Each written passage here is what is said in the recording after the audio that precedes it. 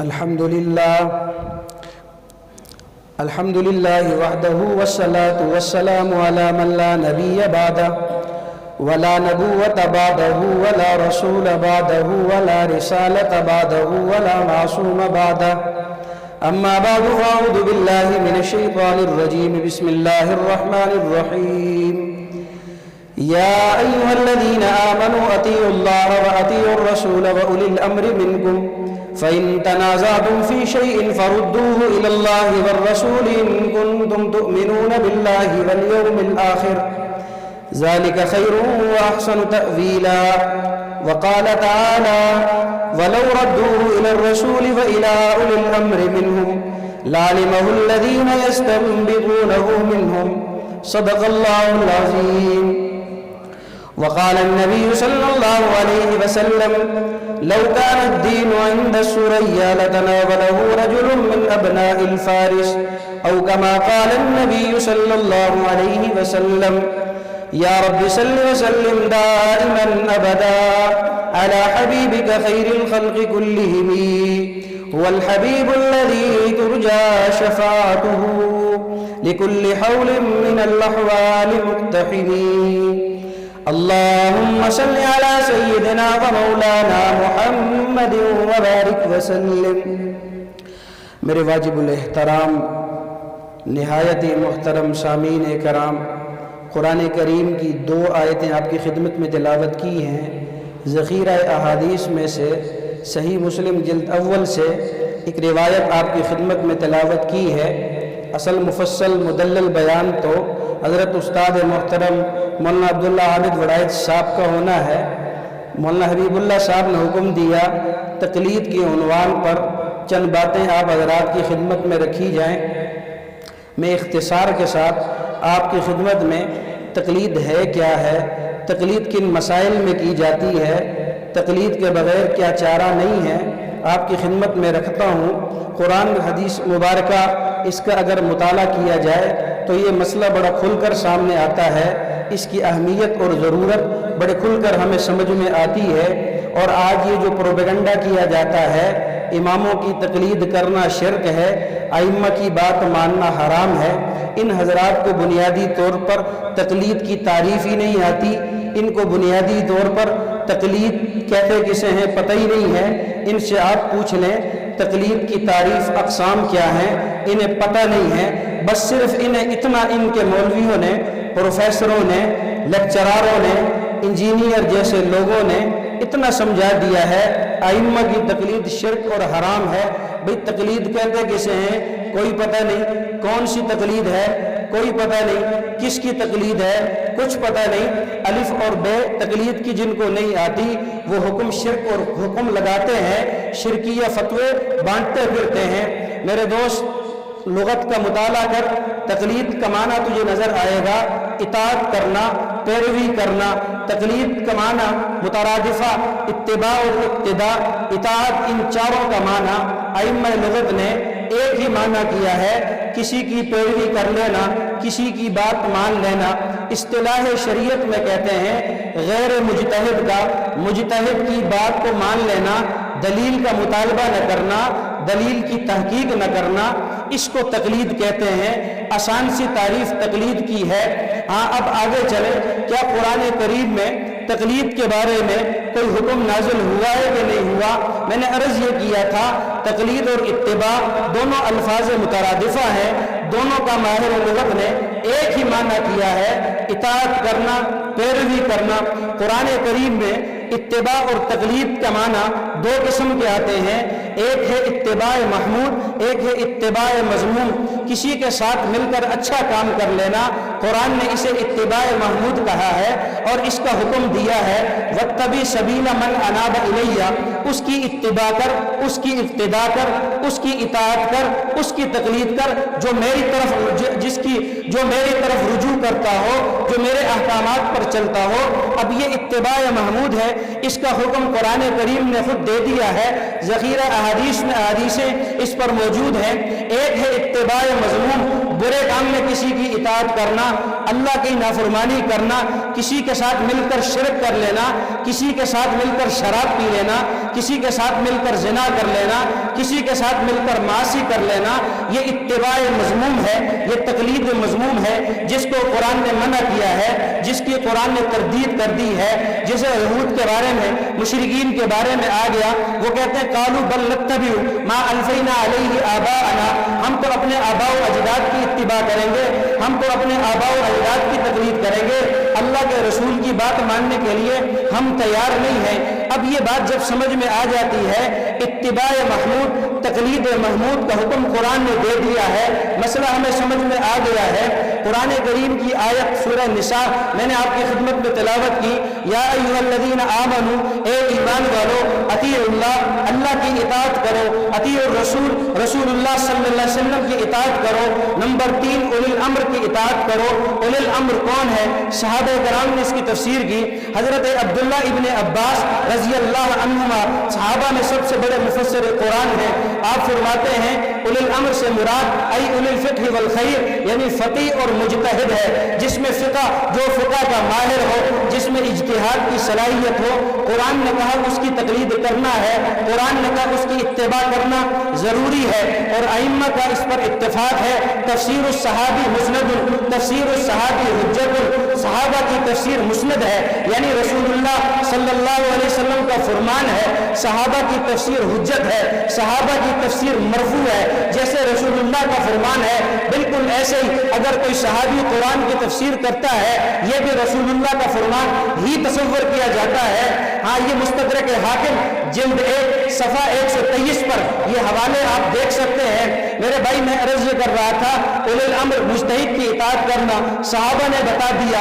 پھر قرآن کریم کی دوسری آیت لعلمہ الذین یستنبطونہ منہم، اس میں قرآن کریم نے حکم دیا، کوئی بات ایسی آ جاتی ہے خوف کی یا امن کی، مسئلہ پریشانی آ گیا، اب حل اس کو کیسے کرنا ہے؟ قرآن نے کہا لو ردوہ الی الرسول، اگر اس کو رسول کی طرف لوٹا دیا جائے تب بھی مسئلہ حل ہو جاتا ہے، اگر رسول کی طرف اس کو نہ لوٹایا جائے دوسرا آپشن کیا ہے؟ لعلمہ الذین یستنبطونہ منہم، اولی الامر میں فقہا ہیں، اولی الامر میں مجتہد ہیں، اولی الامر میں استنباط کی صلاحیت رکھنے والے ماہر فن مجتہد ہیں۔ رسول اللہ کی طرف لوٹانا بھی ضروری ہے، رسول اللہ صلی اللہ علیہ وسلم کے بعد اپنے مسئلے کو مجتہد کی طرف لوٹانا بھی ضروری ہے، یہ قرآن کریم کا حکم ہے۔ میرے بھائی، میں عرض یہ کر رہا تھا، قرآن کریم کا مطالعہ کریں، ہمیں تقلید کا حکم ملتا ہے، ہمیں اطاعت کا حکم ملتا ہے، مجتہد کی بات کو ماننے کا حکم ملتا ہے۔ آج یہ جو دھوکہ دیا جاتا ہے، ہم اطیع اللہ اطیع الرسول، ہمارے دو ہی اصول ہیں، اللہ اور اللہ کے رسول، تیسرا کوئی اصول نہیں ہے، یہ سراسر دھوکہ ہے۔ قرآن کی آیت آدھی پڑھتے ہیں، قرآن کا معنی آدھا لیتے ہیں، آیت کہاں اتنی فٹ کہاں کرتے ہیں۔ اچھا، ان سے آپ پوچھیں قرآن میں تقلید کو جو تم شرک کہتے ہو، قرآن میں کوئی آیت ہے اس پر کہ بھئی تقلید کرنا حرام ہے، ائمہ کی بات کو ماننا شرک اور کفر ہے؟ کیا قرآن میں کوئی اس پر دلیل موجود ہے؟ حدیث میں اس پر کوئی دلیل موجود ہے؟ کیوں مستقل یہ دعویٰ رکھتے ہیں؟ ہاں، اگر آپ کے پاس کوئی دلیل ہے تو پیش کریں۔ یہ کہیں گے بالکل جی ہمارے پاس دلیل موجود ہے۔ جی کون سی دلیل ہے؟ کہیں گے قرآن نے کہا نا بل نتبع ما الفینا علیہ آباءنا اولو کان آباؤہم لا یعلمون شیئا ولا یہتدون، جو اپنے آباء و اجداد کی اتباع کرتے آ رہے ہیں، قرآن نے ان کو گمراہ کہا ہے، قرآن نے ان کو لا علم کہا ہے، قرآن نے انہیں ہدایت سے پھرے ہوئے کہا ہے۔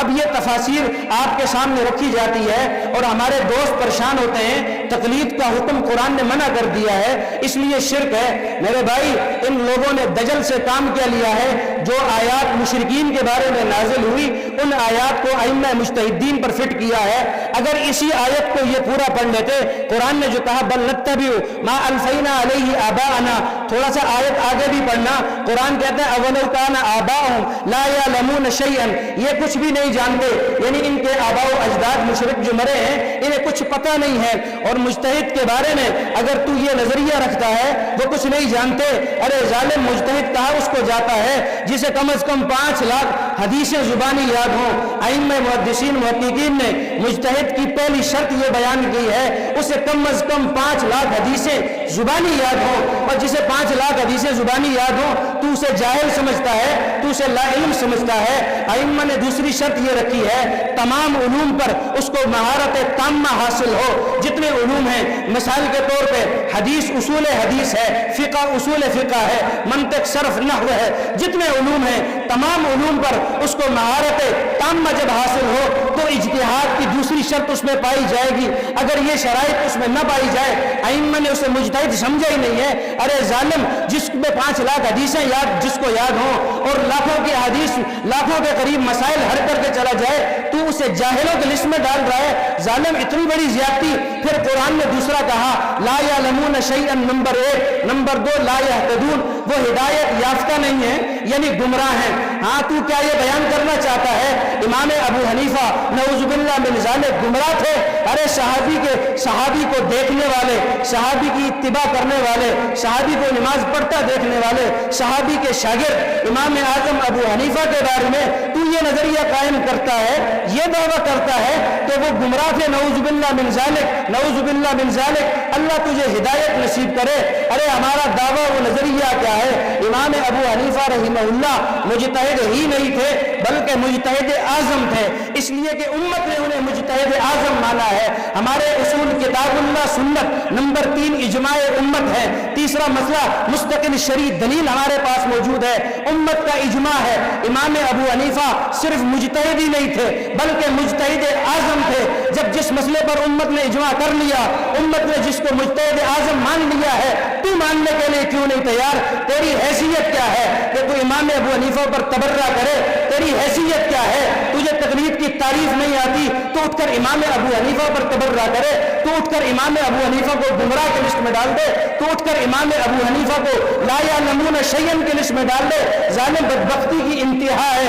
قرآن نے جو آیت مشرک کے بارے میں نازل کی تو نے اٹھا کر امام ابو حنیفہ پر فٹ کر دی، قرآن نے جو آیت مشرک کے بارے میں نازل کی تو نے اٹھا کر محمد بن ادریس الشافعی پر فٹ کر دی، اگر مالک بن حنبل پر پیش کر دی ہے۔ ارے بظالم، یہ کیا تو قرآن کے ساتھ زیادتی کر رہا ہے؟ قرآن کا نام لے کر تو حدیث کے ساتھ زیادتی کر رہا ہے۔ حدیث کے نام پر اگر تو یہ کام کرتا رہے گا، تیرے ساتھ کسی بھی قسم کی نرمی ہم برداشت، بولے نا، کسی بھی قسم کی نرمی ہم برداشت، ہمیں کوئی یہ سبق نہ دے کہ فرقہ واریت پھیل رہی ہے۔ فرقہ واریت تب رکے گی جب وہ اپنی زبان کو لگام دیں گے۔ آج کوئی اٹھ کر صحابہ کرام کی شان میں گستاخی کرتا ہے، ہم جواب دیتے ہیں، کہتے ہیں جی فرقہ واریت، اہل سنت والجماعت سپاہ صحابہ والے فرقہ واریت کر رہے ہیں۔ اسی طرح کوئی اٹھ کر صحابہ کے شاگرد امام ابو حنیفہ پر تبرہ بازی کرتا ہے، ہم جواب دیتے ہیں تو کہتے ہیں جی فرقہ واریت ہے۔ یہ فرقہ واریت نہیں ہے، فرقہ واریت وہ کر رہے ہیں جو ائمہ اور صحابہ کرام پر تان کرتے ہیں۔ میرے بھائی، میں آپ کو بتا یہ رہا تھا، عرض یہ کر رہا تھا، ہم تقلید کرتے ہیں امام ابو حنیفہ رحمہ اللہ کی، جس نے 12 لاکھ سے زیادہ مسائل حل کر کے امت کو دیے ہیں، جو 5 لاکھ حدیث کا حافظ تھا، اس سے زائد حدیثوں کا حافظ تھا۔ ہم اس کی تقلید کرتے ہیں، اس تقلید پر ہم فخر بھی کرتے ہیں۔ صرف میں تقلید نہیں کرتا، صرف آپ تقلید نہیں کرتے، یہ علماء صرف تقلید نہیں کرتے بلکہ محدثین صحاح ستہ کے ائمہ سارے کے سارے مقلد تھے۔ اب مجھے بتائیں، جو ائمہ 5 6 10 لاکھ حدیثوں کا حافظ تھے، یحییٰ بن معین 10 لاکھ حدیث کا حافظ ہے، ابو حنیفہ کا مقلد ہے۔ امام بخاری کو اٹھا، محمد بن ادریس الشافعی کا مقلد ہے۔ صحاح ستہ کے 6 محدث کو اٹھا، سارے کے سارے مقلد ہیں۔ اب مجھے یہ بتا، تجھے کون سی چیز روک رہی ہے؟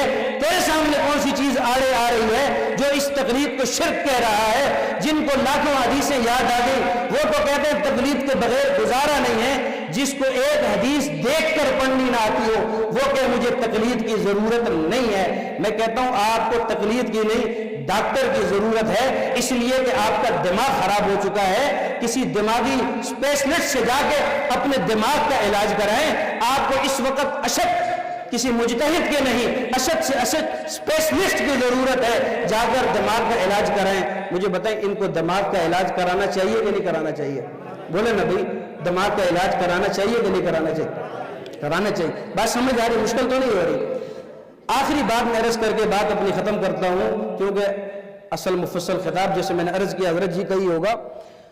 اب تقلید کن مسائل میں کی جاتی ہے یہ بات سمجھنا ضروری ہے. نمبر 1 تقلید فروعی مسائل میں کی جاتی ہے. ہم امام ابو حنیفہ رحمہ اللہ کی تقلید کرتے ہیں فروعی مسائل میں کرتے ہیں, اصول میں نہیں کرتے. نمبر 2 فروعی مسائل کی 2 قسمیں ہیں, ایک ہے منسوسہ ایک ہے غیر منسوسہ. آسان الفاظ میں منسوسہ کہتے ہیں جس پر قرآن و سنت میں کوئی دلیل حکم موجود ہو, غیر منسوسہ جس پر قرآن و سنت میں دلیل موجود نہ ہو. اب یہ بات سمجھنا, کتاب و سنت کے 2 فروعی مسائل ہمارے سامنے آ گئے ہیں. منسوسہ ہیں, قرآن و سنت میں دلیل بھی موجود ہے لیکن نصوص متعارضہ ہیں, 2 حدیثیں آپس میں بظاہر ٹکراتی ہیں. اب ہم نے کس حدیث کو لینا ہے کس حدیث کو چھوڑنا ہے, کرنا کیا ہے, اس کے لیے اب ہمیں ائمہ مجتہدین کی ضرورت پیش آتی ہے. ہم ائمہ کی طرف رجوع کرتے ہیں. ائمہ دونوں حدیثوں کو سامنے رکھ کر ایک حدیث کو راجح قرار دیتے ہیں, دوسری حدیث کو مرجوح قرار دیتے ہیں. تو یہ ائمہ نے ترتیب یوں رکھی ہے. نمبر 2 مسائل منسوسہ ہیں لیکن وہ مسائل متعارضہ نہیں ہیں. سیدھا سیدھا قرآن و حدیث میں حکم آ گیا لا تقربوا الزنا, زنا کے قریب مت جاؤ. اقیموا الصلاۃ, نماز قائم کرو. آتوا الزکاۃ, زکات ادا کرو.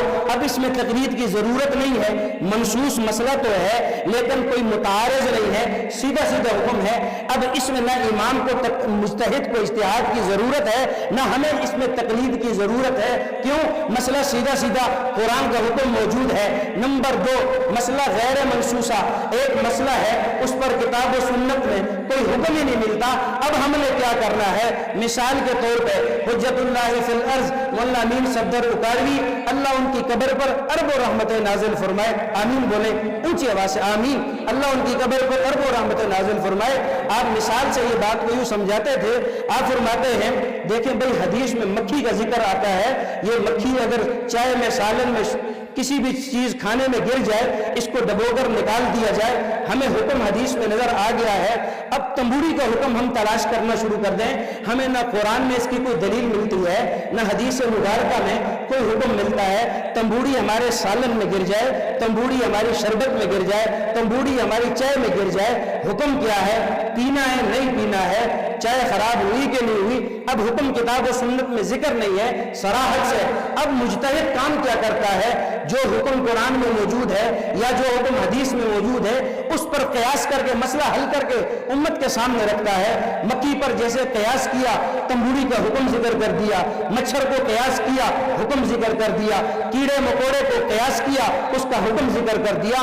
اب تقلید کس میں کی جا رہی ہے؟ نمبر 1 نصوص تو ہیں لیکن متعارضہ ہیں, آپس میں ٹکرا رہے. نمبر 2 نصوص ہے ہی نہیں ہے, کتاب و سنت میں صراحتاً اس کا حکم ہی نہیں ملتا. اب ہمیں تقلید کی ضرورت پیش آتی ہے. میرے بھائی اس کے بغیر کوئی چارہ نہیں ہے. اگر کوئی کہتا ہے ہمیں تقلید کی ضرورت ہی نہیں ہے تو میں نے پہلے عرض کر دیا دماغی علاج کرائے. تقلید کی ابتدا کب ہوئی؟ رسول اللہ سب کہتے ہیں صلی اللہ علیہ وسلم کے زمانے میں تقلید کی ابتدا ہوئی. رسول اللہ نے تقلید کرا کے بتایا. حضرت معاذ رضی اللہ عنہ کو یمن بھیجا جا رہا ہے, گورنر بنا کر کہا گیا معاذ رضی اللہ عنہ سے فیصلہ کیسے کرو گے؟ اخذ بکتاب اللہ, کتاب سے فیصلہ کروں گا. ہاں فإن لم تجد, اگر کتاب میں نہ ملے فبسنت, سنت سے فیصلہ کروں گا. اگر سنت میں مسئلہ نہ ملے معاذ کیا کرو گے؟ حضرت معاذ رضی اللہ عنہ نے جواب دیا یا رسول اللہ اجتہد برأیی, اپنی رائے سے اجتہاد کروں گا, اپنی رائے سے اجتہاد کروں گا. حضرت معاذ رضی اللہ عنہ نے جواب دیا. رسول اللہ سب کہتے صلی اللہ علیہ وسلم نے یہ جواب سننے کے بعد غصے کا اظہار نہیں فرمایا, پریشانی کا اظہار نہیں فرمایا, بلکہ یوں فرمایا اللہ تیرا شکر ہے تو نے میرے قاصد کو حق کہنے کی توفیق عطا کی. حضرت معاذ یمن چلے گئے. معاذ نے یمن میں جا کر فیصلہ سنایا ہے. یمن میں اپنی کتاب سے فیصلہ, سنت سے فیصلہ, مسئلہ نہیں ملا, اپنی رائے سے اجتہاد کیا. کوئی ایک یمن میں تابعی ایسا نہیں تھا جو کھڑے ہو کر یہ کہتا اے معاذ اگر قرآن سے بتاؤ گے لے لیں گے, اے معاذ اگر سنت سے بتاؤ گے لے لیں گے, اگر اپنی رائے سے اجتہاد کرو گے نہیں لیں گے. اس کا مطلب یہ ہے, مولانا اکاڑوی فرماتے تھے یہ بات ثابت ہو گئی ہے یمن تک تابعین تبع تابعین تک اس وقت بھی ایک غیر مقلد دھرتی پر موجود نہیں تھا, ایک بھی غیر مقلد دھرتی پر موجود نہیں تھا. غیر مقلد کی ابتدا کب ہوئی، انشاءاللہ پھر موقع ملا اس پر بات کریں گے۔ اللہ رب العزت سے دعا ہے کہ اللہ رب العزت قرآن و سنت کے مطابق اپنی زندگیاں ہمیں گزارنے کی توفیق عطا فرمائے، ائمہ کی تقلید، اتباع، ائمہ کی قدر کرنے کا ہمیں توفیق عطا فرمائے۔ وآخر دعوانا ان الحمد للہ رب العالمین۔